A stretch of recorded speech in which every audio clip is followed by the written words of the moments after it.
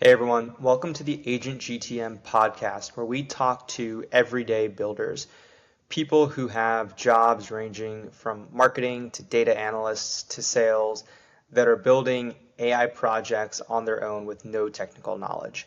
And today we're talking to Nico Krachenfels. Nico and I met traveling, and we're talking about the different side projects that we were working on at the time as we were just starting to get into AI. Fast forward about a year, and we got to talking about a really cool project he's working on called the Enough Calculator. He built this totally with AI without knowing how to code and has already launched the project and is hopefully going to be generating revenue from it soon. So let's talk to Nico. All right, cool. Welcome everyone. So we're here with Nico, who built the Enough Calculator. And before we get into the details of the calculator, tell us a little bit about yourself, about your day job. What's your skill set? What's your day job outside of building cool stuff like the Enough Calculator? Yeah, so my 9 to 5 is I manage a team of data analysts at GoDaddy, which most people know from their old Super Bowl commercials. But my job is not super technical. It's mostly managing people, helping them prioritize their work and coaching them. There's a little bit of technical work mixed in, and that's the main reason I'm somewhat comfortable with AI coding tools is at my day job, I use a little bit of SQL, just enough to be comfortable like looking at a code editor, but had never built anything with AI coming into this, which we'll talk about in a little bit. So mostly a non-technical job, people management, but in a way has helped me be comfortable with code. Cool. Yeah, that's exactly what I think people want to hear is that even if they don't have technical experience, they haven't coded before. Because if you see like data scientist, data engineer, one might think like, oh, they're pretty comfortable coding and that's different than me. But from what you're saying, it's very different from what you did with the project. So then in terms of side projects, have you explored, I mean, I know some of the backstory on this, but have you explored other side projects before, or is this your first one? So I've explored multiple different side projects. My two main ones that I still work on today are I do part-time personal training outside of my 9 to 5. And then I also write a newsletter for desk workers who are trying to be healthier. It's called Better at Your Desk. So I've always been a little bit of a like side hustler, but this is the first time I've actually tried to build something, build an app. So this was totally new territory for me, even though I've been tinkering with a lot of things outside my 9 to 5. What generally for even for the personal training or for the newsletter, what motivates you to do those sorts of projects? They were all just things I found an interest in. And to me, like from the outside, those things could kind of look like just extra work to other people. They'd be like, why are you spending time on these things? You should be relaxing and like just hanging out, watching Netflix. But for me, they were actually really exciting projects to work on. And it felt like just another hobby to me. So really, it was just following my excitement and seeing where it leads. And then this was your first, sounds like AI project on this first side AI project, right? So if you were to describe how you were using AI before you built this project, were you using ChatGPT like everybody else? Were you pretty advanced? How would you rate your AI skills going into it? The extent of my AI skills were really just using ChatGPT for work tasks and everyday sort of things, which I think is the more common use case for most folks today who are using AI. I had never ventured into any of the AI coding tools, things like Lovable, which we'll talk about. So I was really coming into this completely from ground zero. Um, my only experience was typing into ChatGPT. Okay, that sounds like most people. Okay, that sounds very relevant to how a lot of people were. Even before I started getting into some of my AI projects, it was exactly the same. So then, okay, let's first talk about the idea before we get into the tools and everything you built. Tell people about what the Enough Calculator is and how you landed on this particular idea. Yeah, so a quick summary of what the calculator is. It helps you define your own ideal lifestyle, what enough means to you, and then it'll spit out a number at the end, which is the amount of money you need to make in order to fund that lifestyle all the way through retirement. And the idea behind it is a lot of people haven't taken the time, myself included, before I started on this project, to figure out what enough means for them and define some sort of like financial goal that they're striving for. But to get into how I came up with the idea to begin with, John, I actually don't know if I've told you this whole backstory, but I think it really started when I went to college at UNC. So I went to UNC Chapel Hill for school in the United States, and I studied business undergrad. And at business school orientation, you walk in the first day and they have this big PowerPoint screen they're showing everyone. And the first thing they show is a list of all the majors at the college ranked by salary. And then you see that the business school is kind of right at the top, along with like computer science up there. But they really harp that point home that at the business school, you're in a position to make a lot of money, especially versus your peers. And then they dive even deeper into that and show you within the business school, what are the jobs you can get into that you'll make the most money in. And as you might imagine, investment banking is right at the top. And they show you that you can, right after graduation, make well into six figures. And it's kind of like the clearest path to $1 million salary deeper in your career. So this idea of striving for money, I think, really got embedded in my head in business school. And I think they have good intentions behind it, but that's something that stuck with me. So when I got into my full-time job at GoDaddy, that was kind of in the back of my head at all times was, how do I get promoted? How do I get a raise? And what are the fastest ways to do that? And there was actually a point where I'd been promoted twice already, so I didn't really need another promotion, but I saw like a path to getting another one and started chasing it really hard. And it unfortunately was at a time where I was on a road trip with my girlfriend, so I should have been like a little more relaxed and spending more time doing things outside of work, but was just so focused on the promotion that it started taking away from a lot of the other parts of my life. And I was like checking Slack emails at dinner. Or Slack messages at dinner.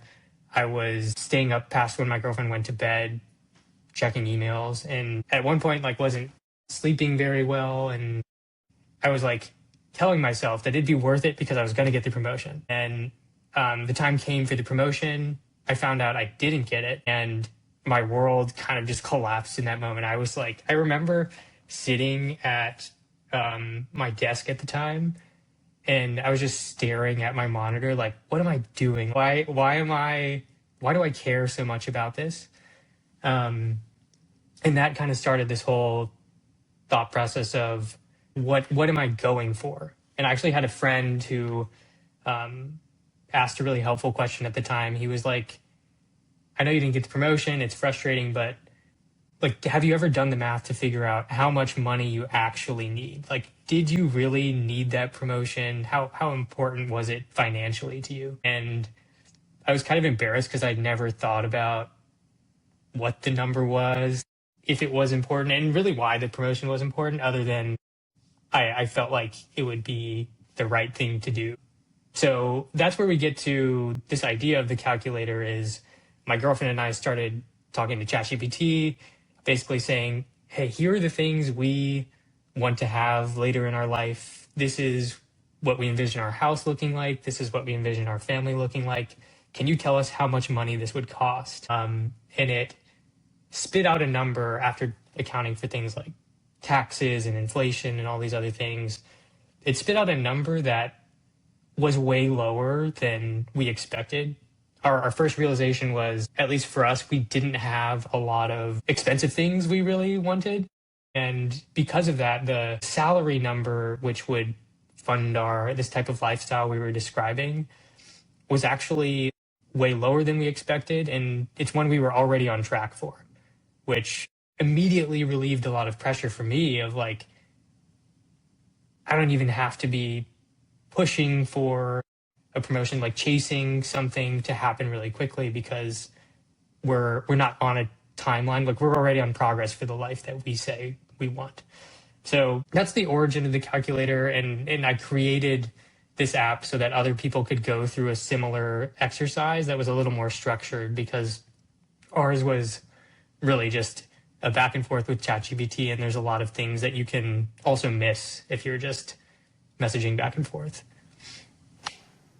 That totally makes sense. And yeah, I can imagine a lot of people are in a similar position. They've never actually done all of that math because it is pretty complex. I mean, I've used a calculator and I've seen all of what goes into it, and it can't be easy to come up with one, knowing what are all the different things you need to consider, and then two, actually going out and getting the numbers, calculating inflation, all the different variables that go into actually getting that number. So I think one, it's something that probably not a lot of people have done, and two, it's actually a lot harder than you'd think. You can't just ask ChatGPT.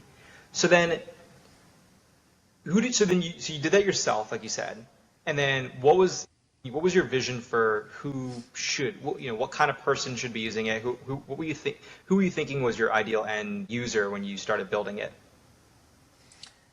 Yeah, in my head, it would be someone at a similar stage to me, like somebody a few years to towards the middle of their career who just hadn't taken the time to define what they were working towards. And maybe this applies to people much later in their career as well. But I think coming into my career, thinking back to like where I was, it really was that mindset of just how do I get promoted and like how do I get a raise? But there was no end goal with it.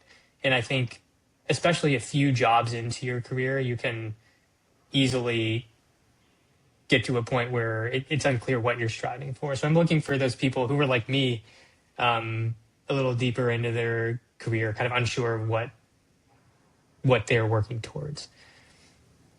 That makes a lot of sense. Not like the person right out of college who's probably still, early on and on maybe in a specific program or track or whatever, not someone late career who maybe is, I don't want to say too late, but maybe already kind of has a sense because they're already later in their career, they know what their expenses are and that sort of thing. So then what was your goal in building it were you thinking that this is a passion project, you share it with friends and maybe people use it, or were you kind of thinking, hey, this has legs to be an actual business that generates, a meaningful amount of revenue? Did you have a sense of what you were aspiring to in terms of a goal? Yeah, I kind of came into it with two different goals. I had like a dream scenario and then a more realistic goal that I'd still be happy with. And the more realistic goal for me was to just build this, bring it to life, and get one person to pay for it. I thought that would be something I'd be super happy with. And the dream goal looked more like getting several thousand people to use the calculator and turn it into like a source of side income for myself. But you and I talked about this, Shaolin, when I was deciding whether this was something like worth working on, I was really focused on would the more realistic case or like the worst case be something I'd be satisfied with. Like if I made $0 from doing this thing and spent hundreds of hours, but I still built it, would that be a fulfilling outcome for me? And the answer to that question was yes. So for me, it was a really easy project to commit to because the worst case scenario in my head was a win. And I'm really not sure how high the upside is with it, but for me, the downside was so high as well that that's what kind of made me commit to it. Yeah, when you said that, that was actually a very useful way to think about it. And even for others that are listening, I mean, I think that not only, like you said, what's the quote unquote worst case scenario in terms of like financial benefit, but the other side of it is you're learning new tools. These are the tools that are going to be the new normal. We don't know what the new normal exactly is going to look like in a couple of years, but we know that using tools or these skills is likely to be valuable.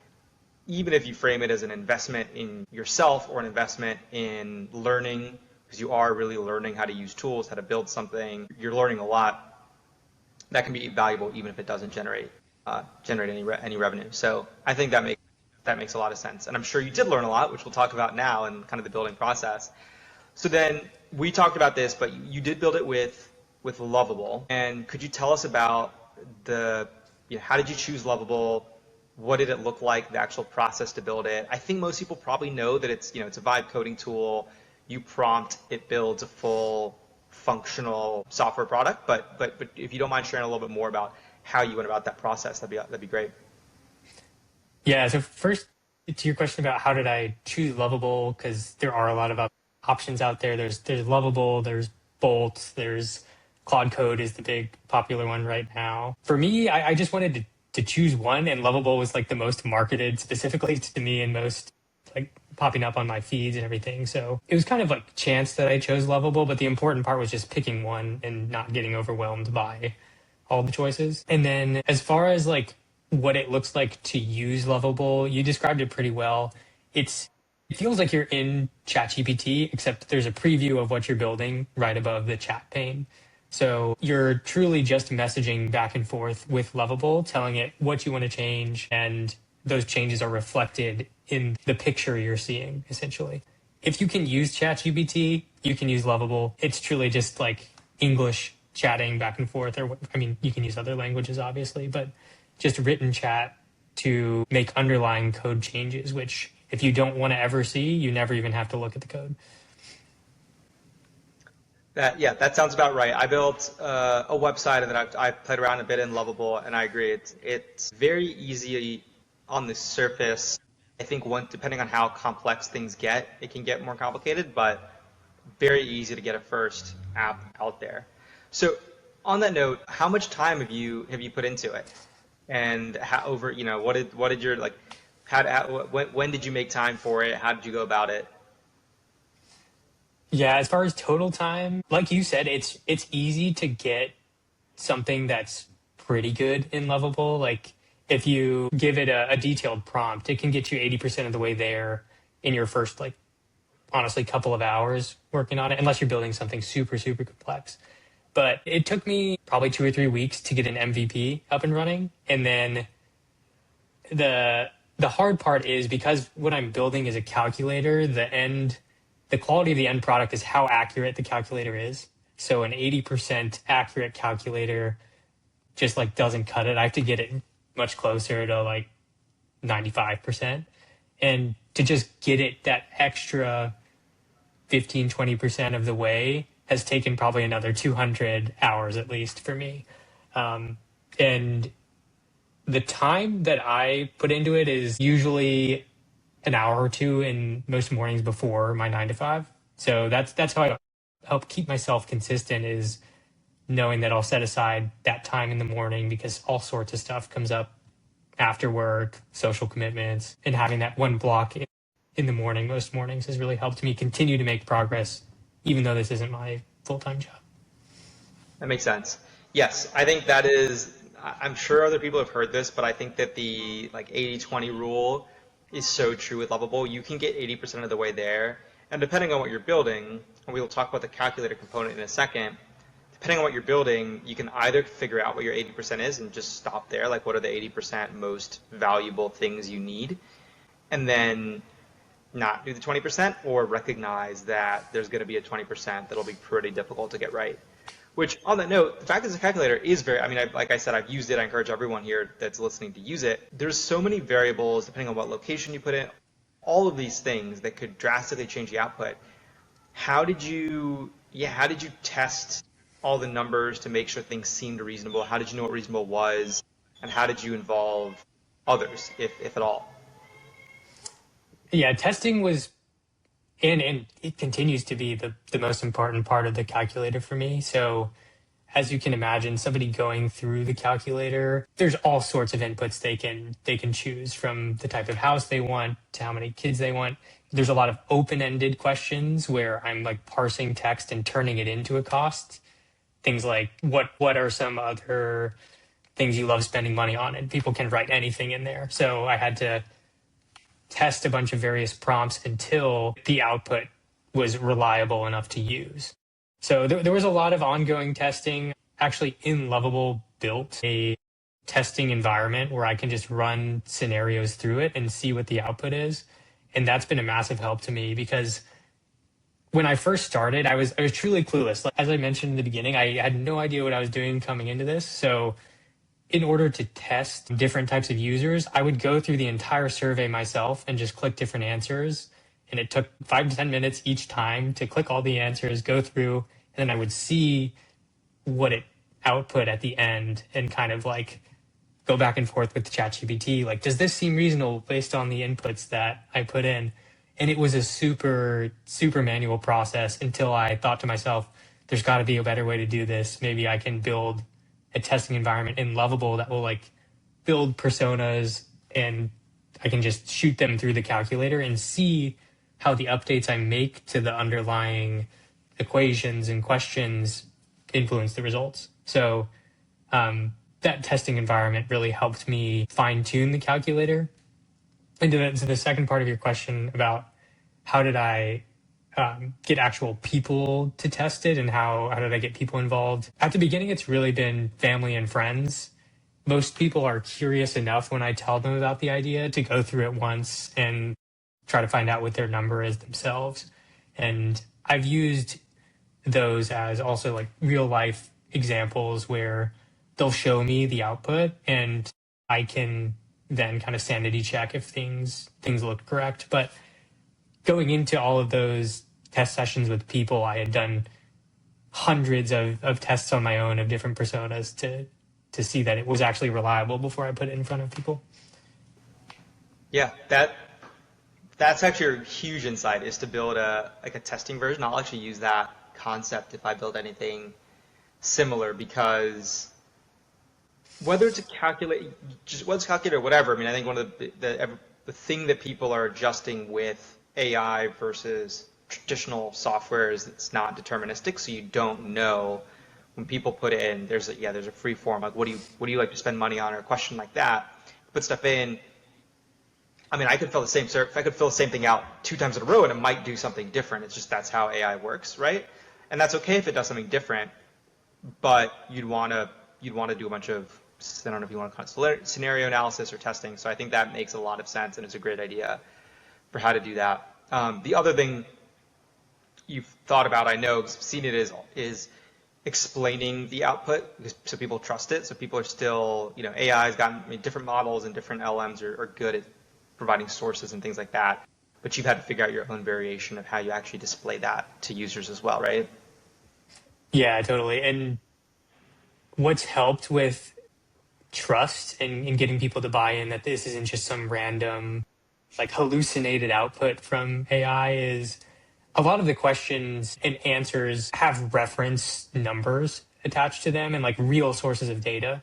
So to get a little deeper into one example, the housing portion of the calculator where you say where you want to live, the type of house, you describe it with open text. Under the hood, I'm using historical Zillow data as reference points. I'm using live listings of housing in that area you're choosing as reference points. And then the AI is looking at some of your open-ended answers to figure out how those baseline values are going to move up and down. So there's a lot of guardrails that are put in wherever I use AI, because I know if I don't have those there, then the calculations can really go off the rails and produce something that's unreliable.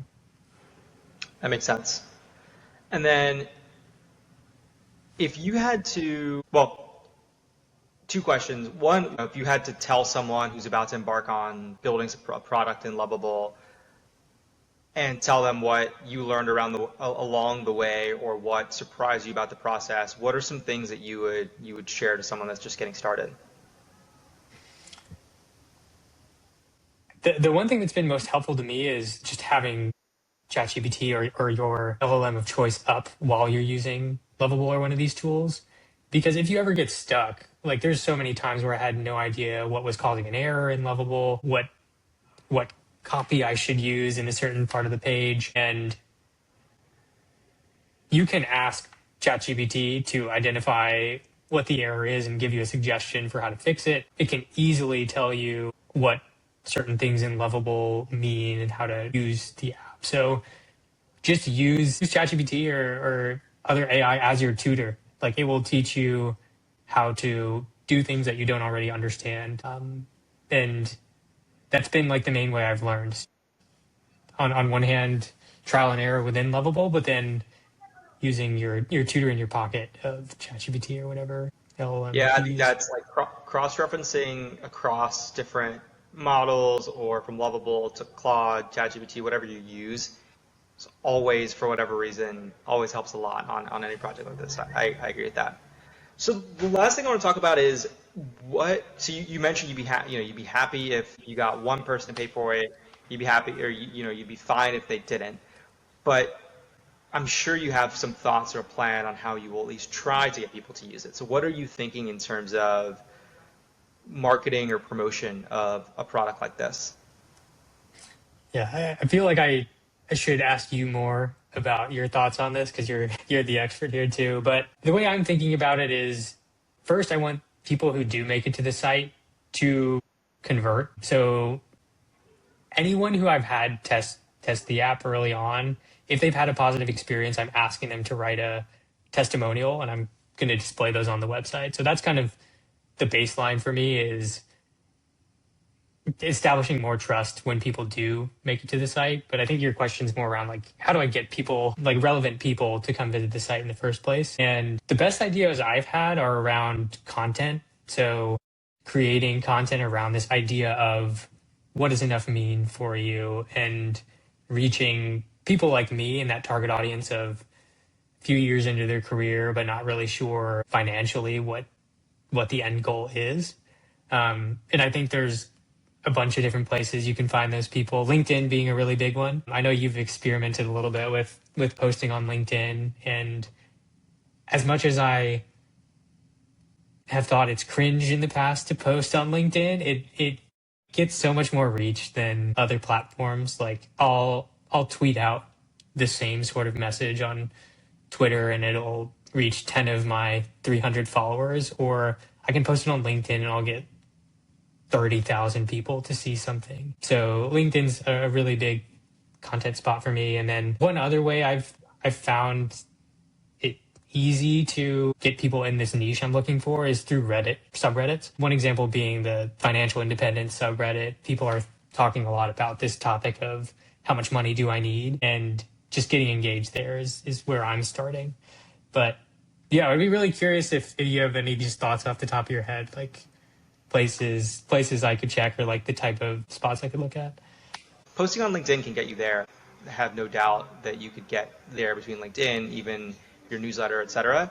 And then once you get everything dialed in, you know that you can convert people, you know that they make it all the way through, or they, the right percentage make it all the way through, then you can turn up the volume on the right platform is probably what I would recommend at this stage. Yeah, like experimenting in different spots and then just focusing in on what's generating the most true leads. Exactly. And then what's the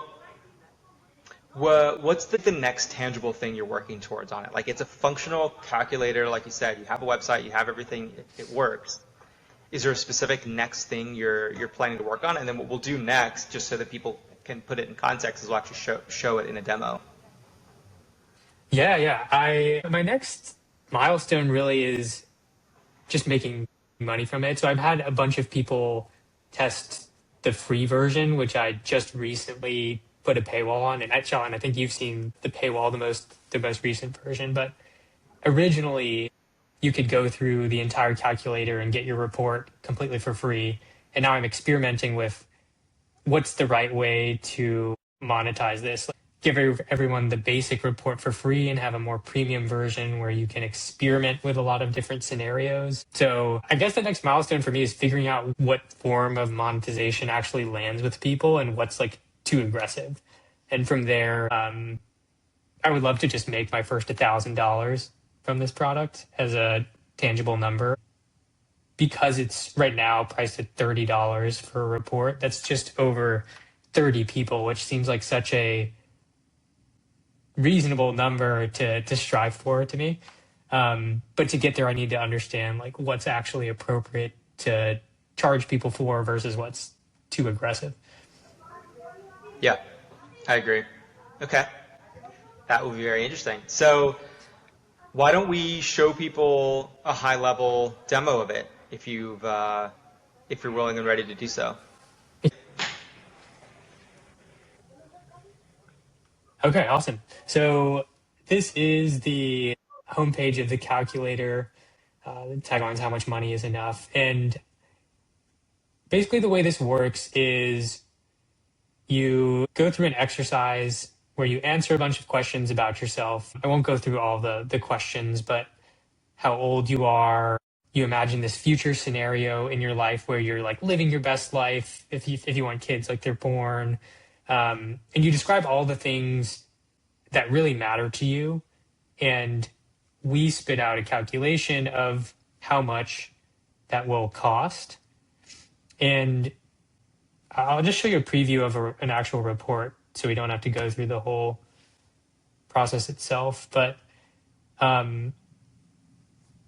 you scroll down here, you can view a sample report. And what it shows you at the end is, based on the life you described, how much money would you need to make by a certain age? So it gives you a target to aim for, where if you hit that, you will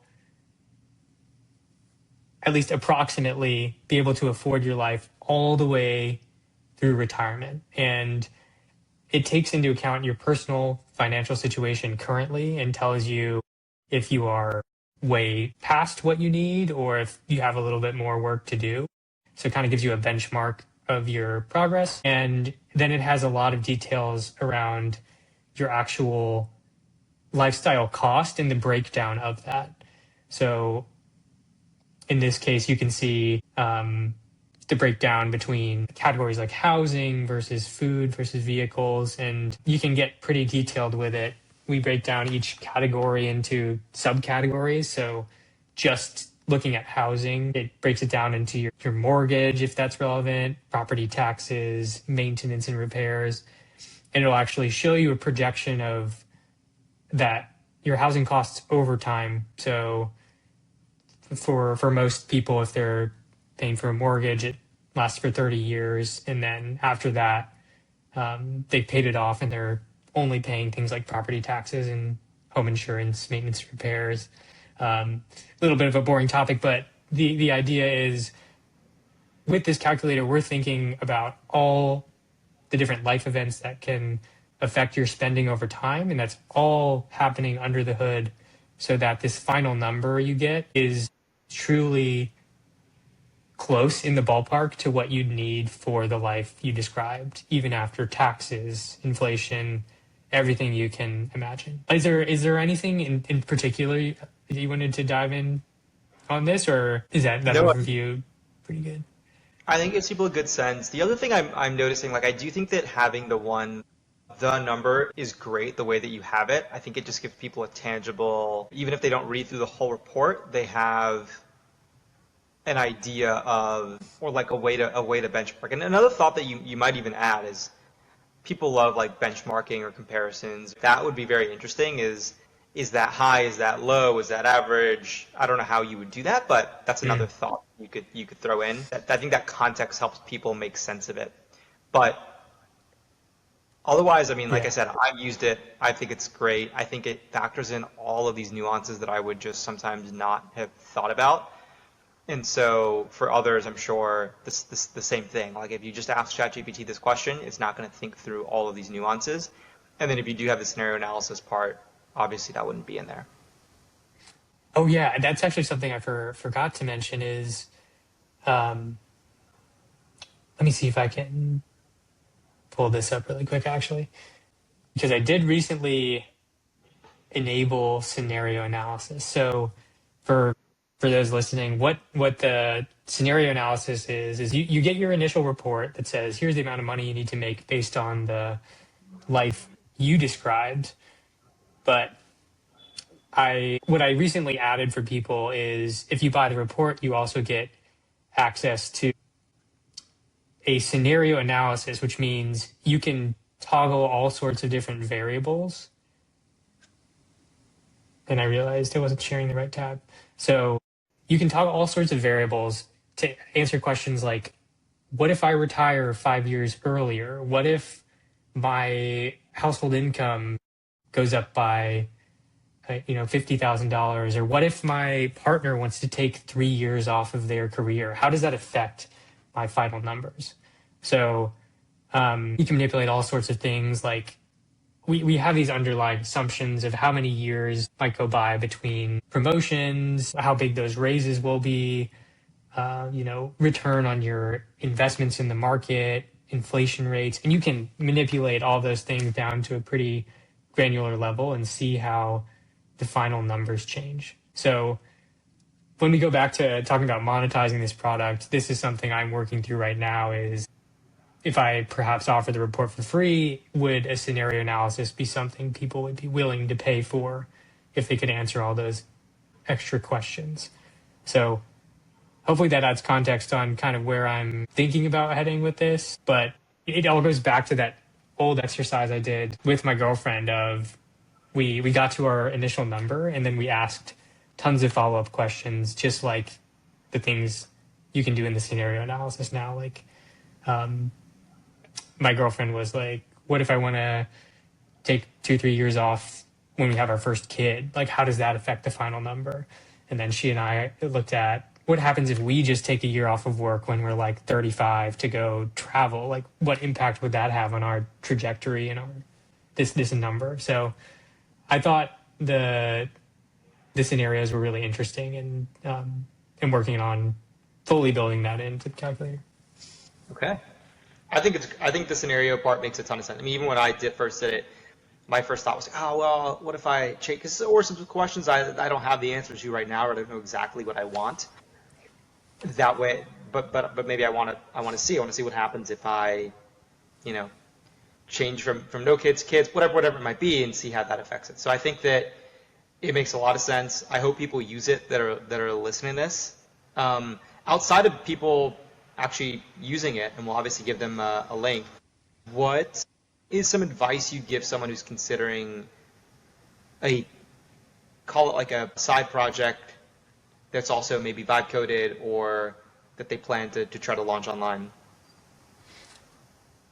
Yeah, I would say just go for it now. Like there's truly been no better time to build something if you don't have technical skills. And this wasn't true a year ago, so I'm sure you ran into this too, Shalin. Like I've had tons of ideas in the past for things I wanted to create, but the barrier for me has always been, until the last year, I'd have to like partner with someone technical to do this, or I'd have to pay a freelancer a few $1,000s to build this thing out. And now you can just chat with Lovable and have an MVP up in a matter of hours. Like there are very few technical skills required to do this. I really think anyone can. And the biggest barrier is just getting started, because you might have an idea of how difficult it's going to be, but I'd encourage people to try out one of these tools. I'm partial to Lovable, but just go write an initial prompt and see how crazy good the initial output is just from a few words. I agree. Couldn't have said it better myself. So thank you, Nico. I hope everyone checks this out, tries the Enough Calculator. If people have feedback or want to tell you how it went, have a recommendation for even some of the questions you're asking, what's the best place for people to reach you? Yeah, so for the calculator specifically, it's enoughmoney.life. It'll probably be linked in the show notes or somewhere here. But on the actual site, if you have feedback about the calculator itself, ideas for things you'd like to see, there's an email listed at the bottom there, support@enoughmoney.life. And I would love to hear any feedback people have. But that'll be the best place to go for calculator related stuff. Thank you, Nico, for sharing your story and walking us through it. I think it's great for two reasons. I think people can actually use it and benefit from the calculator, so hopefully people do that. But also, I think it will hopefully motivate folks to go try building a little project of their own. So thanks for taking the time to chat with me. Yeah, thanks for having me on. Love the conversation.